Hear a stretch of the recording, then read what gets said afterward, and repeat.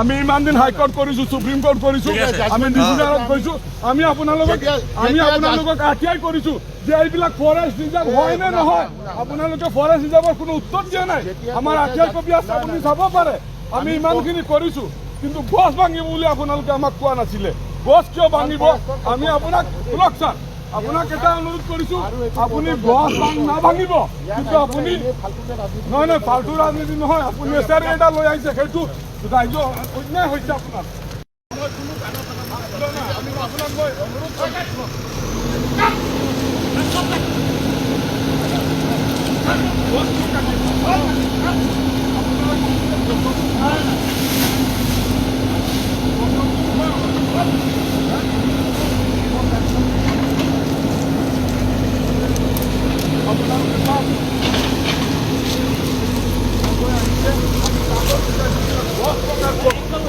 তেখেতে নিজে এছাৰি এটা লৈ আহিছে আমাক মাৰিবৰ কাৰণে। আপোনালোকে দেখিছে নিশ্চয়, ফুটেজ আপোনালোকে ৰাইজক দেখুৱাওক কিয় তেখেতে এনেকৈ স্বৈৰাচাৰী যিটো নেচাৰ সেইটো কিয় দেখুৱাই আছে।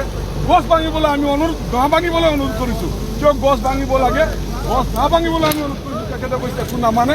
কাগজ বিচাৰিছিলোঁ, কাগজ নাই, কাগজ নালাগে, গছ ভাঙিব বুলি কৈ আছে। গতিকে তেখেতে এইটো ৰাজনীতি দেখি আছে। আমি প্ৰকৃতাৰ্থত একদম অন্তৰৰ পৰা আমি আহ্বান কৰিছোঁ ৰাইজক, চৰকাৰক, যে গছখিনিয়ে তেখেতসকলে হেৰি দিয়ক। ইয়াত আহিছিলোঁ ফৰেষ্ট এৰিয়াত, ভিতৰতে সোমাইছোঁ ছাৰ। হয়, আমি আহিছোঁ ভিতৰত, কিন্তু ছাৰ আমাৰ এটা অনুৰোধ, আমি অনুৰোধ এইটো কৰিছোঁ, যিবিলাক গছ ভাঙি আছে সেই এটলিষ্ট সেই গছবিলাকোতো আপোনালোকে ৰেহাই দিয়ক ছাৰ। তামোল গছো ছাৰ, তামোল গছো কিয় ভাঙিব? নাই নাই, আমি সেইটো অনুৰোধ কৰিছোঁ। নাই নাই, ৰাজনীতি নহয় ছাৰ, আমি এটা ৰিকুৱেষ্ট কৰিছোঁ আপোনালোকক।